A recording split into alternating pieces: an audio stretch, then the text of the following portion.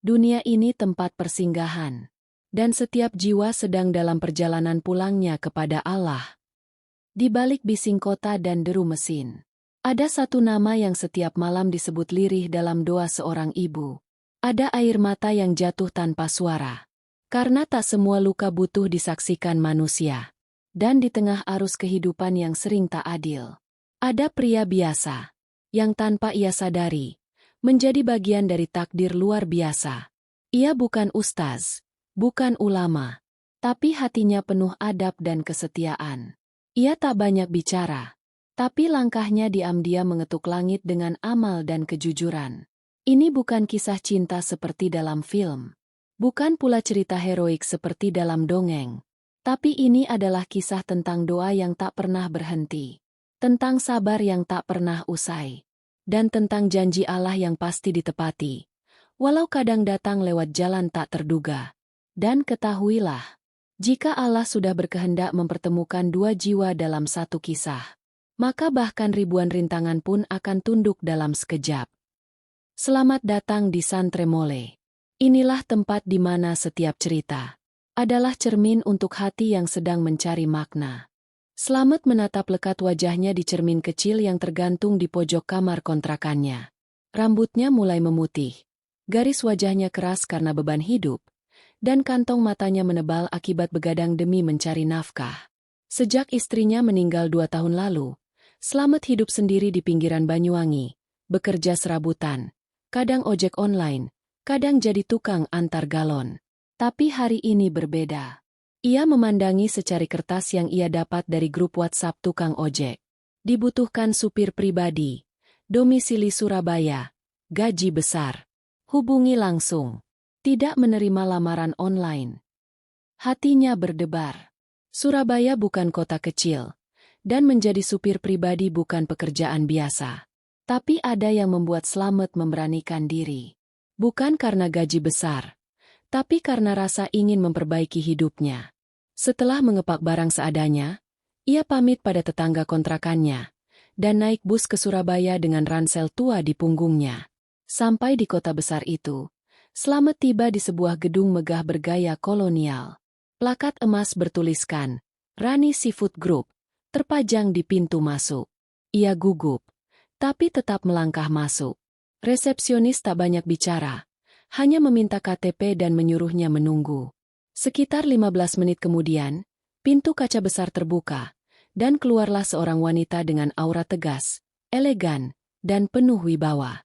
Ia mengenakan kemeja putih bersih dan celana panjang hitam, rambut disanggul rapi, dan hanya menatap Slamet dengan tatapan yang sukar ditebak.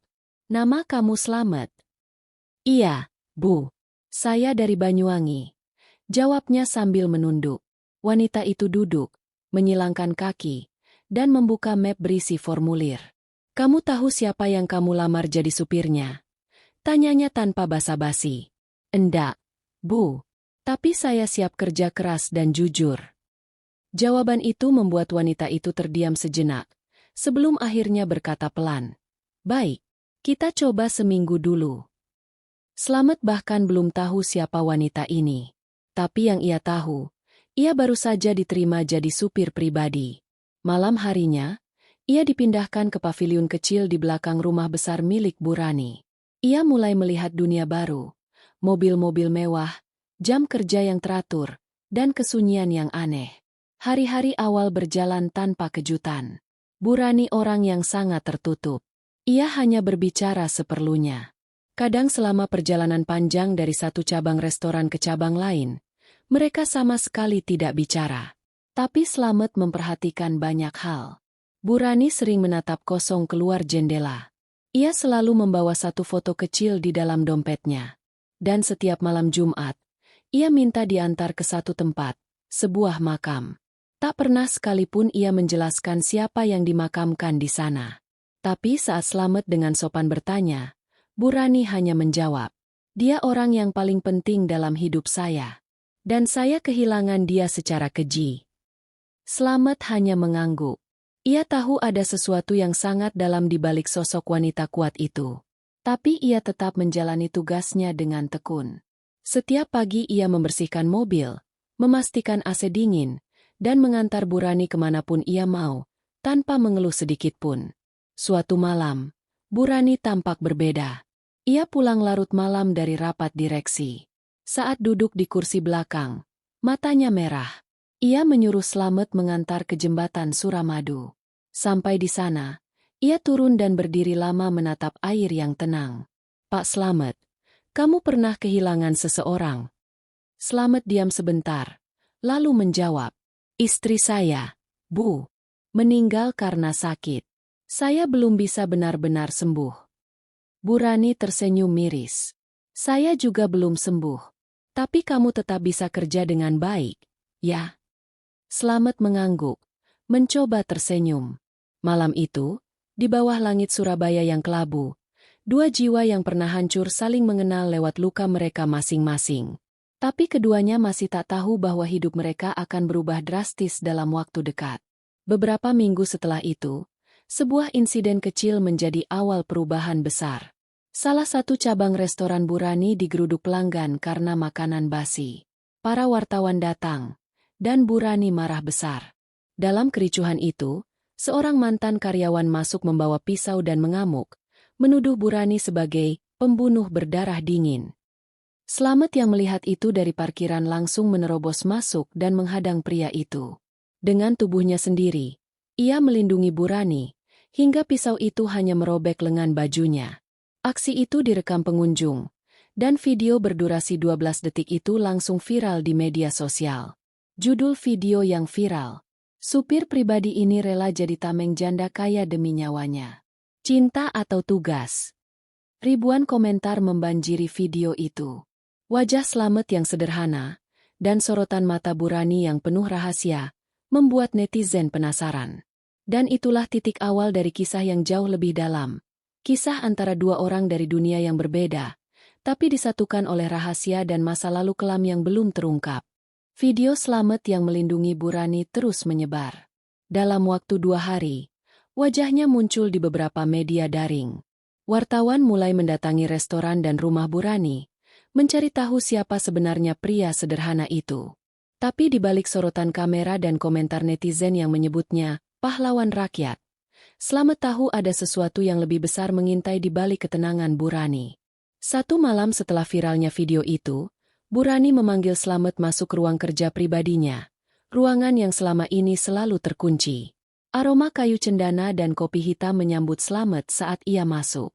Di dinding, tergantung banyak foto. Salah satunya adalah foto yang sering dilihat Slamet di dashboard mobil, foto seorang pria muda bersama anak laki-laki berumur sekitar 5 tahun. Bu Rani memandangi foto itu lama sebelum berkata pelan, "Mereka dulu adalah keluargaku." Slamet berdiri tanpa bicara. "Pria itu suamiku. Namanya Aditya. Anakku, Alif." 5 tahun lalu, Aditya dibunuh oleh orang yang dia percaya. Mitra bisnisnya sendiri. Restoran ini dulunya milik mereka berdua. Slamet mengerutkan dahi. "Lalu, anak ibu?" "Diculik. Hari yang sama. Sampai sekarang tidak pernah ditemukan." Suasana hening. Hanya bunyi jam dinding yang terus berdetak. "Saya tidak cerita ini ke siapa-siapa. Bahkan polisi tak banyak bantu. Semua jalan buntu. Tapi saya punya keyakinan, mereka yang menghilangkan anak saya masih mengawasi saya." Slamet menunduk. "Kenapa ibu cerita ke saya sekarang?" Bu Rani menatap mata Slamet. "Karena kamu satu-satunya orang yang tak pernah tanya dan tetap setia." Beberapa hari kemudian, rutinitas Slamet berubah. Kini ia tak hanya jadi supir, tapi juga diminta Bu Rani menemaninya bertemu orang-orang tertentu. Pria-pria tua, detektif swasta, hingga seorang mantan wartawan kriminal. Slamet hanya diam dan mendengar. Salah satu dari mereka, Pak Aryo, mantan detektif swasta, menyerahkan sebuah map berisi foto dan catatan. Di dalamnya, Slamet melihat foto seorang anak yang wajahnya sangat mirip dengan anak di foto Bu Rani, tapi usianya sekarang sekitar 10 tahun. Anak ini ditemukan di sebuah panti asuhan di Probolinggo. Identitasnya dicatat sebagai anak hilang akibat kecelakaan kapal. Tapi tak ada data resmi. Nama barunya, Rizal. Bu Rani menahan napas. Tangannya gemetar saat menyentuh foto itu. Kalau ini benar Alif, bisiknya, kenapa harus disembunyikan? Pak Aryo menjawab, karena anak itu mungkin saksi hidup. Dan ada orang-orang yang tak ingin dia kembali ke pelukan ibunya. Slamet mulai ikut menyelidiki. Lewat kenalannya sesama pengemudi ojek dan sopir truk antar kota, ia menggali informasi tentang panti asuhan itu. Ternyata, panti itu dikelola oleh yayasan yang terhubung dengan mantan mitra bisnis almarhum suami Bu Rani, seorang pengusaha bernama Herman Setiawan. Nama itu muncul lagi dan lagi dalam setiap penyelidikan. Herman adalah sosok yang dulu dekat dengan Aditya. Tapi setelah kematian Aditya, ia justru membuka restoran serupa dengan konsep hampir identik. Desas-desus menyebutkan bahwa Herman punya banyak koneksi dengan aparat dan tokoh berpengaruh. Bahkan, dia pernah disebut dalam kasus korupsi bahan pangan, tapi tak pernah ditindak. Suatu malam, Slamet memberanikan diri mendatangi panti asuhan itu diam-diam. Ia menyamar sebagai relawan. Di sana, ia melihat anak laki-laki bernama Rizal. Wajahnya terlalu mirip dengan Alif di foto. Saat Slamet hendak mendekat, seorang pengurus panti menegur dengan tajam. Anak itu nggak boleh diganggu. Dia spesial. Kata itu membuat Slamet makin curiga. Saat pulang, Slamet diam-diam menyelipkan kamera kecil di tasnya dan kembali ke panti esok harinya. Kali ini, ia berhasil merekam interaksi antara Rizal dan seorang pria yang datang tiap hari Jumat, menyetir mobil hitam berplat nomor mewah. Pria itu adalah Herman Setiawan. Kembali ke rumah, Slamet menyerahkan rekaman itu pada Bu Rani. Wanita itu menatap layar ponsel dengan mata berkaca-kaca. Tubuhnya lemas, seolah seluruh dunia runtuh di pundaknya. Itu Alif. Aku tahu itu dia. Tangis yang selama ini tertahan akhirnya pecah. Slamet tak berkata apa-apa, hanya berdiri di sudut ruangan, menjadi saksi bahwa luka lama kini mulai terbuka kembali, tapi juga mendekati penebusan. Esoknya, Slamet dan Bu Rani berangkat ke Probolinggo. Tapi sebelum mereka sampai di panti itu, sebuah mobil mengejar dan memepet mobil mereka di tengah jalan. Dua pria keluar, mengenakan jaket gelap dan membawa senjata tumpul. Pak Slamet, awas! Teriak Bu Rani dari belakang. Slamet menghindar dengan cekatan, memutar balik mobil, dan mengebut ke arah hutan kecil di pinggir jalan.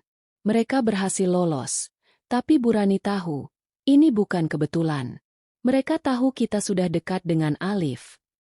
Slamet mengangguk, dan mereka akan lakukan apapun untuk mencegah ibu bertemu anak ibu lagi. Malam itu, Bu Rani duduk sendiri di teras. Angin malam menghembuskan aroma bunga melati yang ia tanam sendiri di halaman rumah. Slamet datang membawakan teh hangat. Ibu nggak sendiri lagi, katanya perlahan. Kalau ibu mau, saya siap bantu sampai akhir. Bu Rani menatap Slamet lama, lalu mengangguk pelan. Subuh itu, hujan turun deras. Udara dingin menyelimuti Probolinggo, dan jalan-jalan tampak sepi. Di dalam mobil hitam yang terparkir jauh dari panti asuhan, Slamet dan Bu Rani duduk dalam diam. Hari ini adalah hari penentuan. Slamet telah menghubungi kontaknya yang bekerja sebagai relawan di panti itu. Seorang wanita muda bernama Ria yang diam-diam ikut curiga dengan aktivitas yayasan tersebut. Anaknya hari ini ulang tahun. Biasanya, jam 9 pagi, Pak Herman datang bawa hadiah. Kata Ria lewat panggilan WhatsApp semalam. Bu Rani menggenggam rosario kecil di tangannya. Napasnya bergetar. Aku cuma mau peluk anakku lagi. Meski cuma sebentar. Pukul 9.15. Sebuah mobil SUV hitam berhenti di depan panti. Pria berbadan besar turun, membawa tas hadiah berwarna biru. Dari kamera zoom kecil yang dipasang Slamet di dashboard, terlihat jelas, Herman Setiawan. Tak lama, Rizal keluar dari ruang dalam, mengenakan jaket lusuh, matanya berbinar saat melihat pria itu. Tapi senyumannya tampak dipaksakan. Ia mencium tangan Herman dengan ragu, lalu duduk di bangku taman, membuka hadiah di depannya. Di dalam kotak itu, ada mainan mobil-mobilan dan satu amplop tebal berisi uang. Herman menyuruhnya menyimpannya diam-diam. Slamet menyalakan rekaman. Kita punya cukup bukti, katanya. Namun Bu Rani tak tahan lagi. Ia keluar dari mobil, melangkah cepat ke arah taman. Langkahnya gemetar. Air matanya sudah tumpah bahkan sebelum ia sampai. Rizal melihat wanita itu, dan diam terpaku. Alif. Suara Bu Rani pelan, nyaris tak terdengar. Nak. Rizal menatapnya lama, lalu mengernyitkan dahi. Siapa ibu? Herman berdiri cepat. Bu Rani, jangan ganggu anak itu. Tapi Slamet muncul dari belakang. Jangan bergerak, Pak Herman. Semua ini sudah direkam. Termasuk percakapan Anda tadi pagi dengan pengurus panti. Keributan terjadi. Pengurus panti datang. Beberapa anak menangis. Ria, si relawan, membela Bu Rani. Anak ini bukan Rizal. Nama aslinya Alif Aditya. Saya sudah cek sidik jarinya. Ada kecocokan di database RS tempat dulu dia dilahirkan. Herman panik. Tapi belum sempat ia kabur, polisi datang. Ria ternyata sudah melapor diam-diam. Dalam hitungan menit, pria itu diborgol. Ia mencoba membela diri, tapi semua sudah terlambat. Hari itu jadi pemberitaan besar. Anak pemilik restoran ternama yang hilang 5 tahun lalu ditemukan. Sosok supir pribadi jadi kunci terbongkarnya jaringan penipuan anak oleh yayasan fiktif. Wawancara demi wawancara pun datang. Tapi Bu Rani menolak semua. Ia hanya memberikan satu pernyataan singkat. Saya hanya seorang ibu. Dan saya berterima kasih pada orang yang dengan tulus mau mengantar saya. Bahkan ke luka paling dalam yang saya punya. Beberapa bulan kemudian, Rani Seafood Group resmi ditutup. Bu Rani menjual seluruh cabang, lalu membuka restoran baru di kawasan pinggiran Surabaya. Nama restoran itu sederhana. Restoran Slamet Rani. Restoran itu tak mewah, tapi selalu ramai. Bukan karena masakannya saja, tapi karena cerita di baliknya. Cerita tentang seorang ibu yang tak menyerah mencari anaknya. Dan seorang pria biasa yang menjadi pahlawan dengan cara luar biasa. Kini Slamet bukan lagi supir. Ia berdiri di balik kasir, kadang membantu cuci piring, kadang menyambut tamu. Di dinding restoran, tergantung satu foto besar, Bu Rani, Alif, dan Slamet, tersenyum bersama, di depan gerbang restoran pertama mereka. Alif kini sudah sekolah lagi. Ia menyebut Slamet sebagai omelet, dan sering ikut membantu di akhir pekan.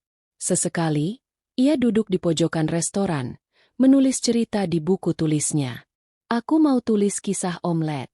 Biar orang tahu, pahlawan itu gak harus pakai jubah. Narasi penutup. Kadang, pertemuan yang tidak direncanakan adalah cara Tuhan menyatukan dua hati yang hancur, untuk saling sembuh, dan untuk kembali utuh. Ini bukan kisah cinta biasa. Ini kisah tentang ketulusan, kehilangan, dan keberanian untuk memulai lagi.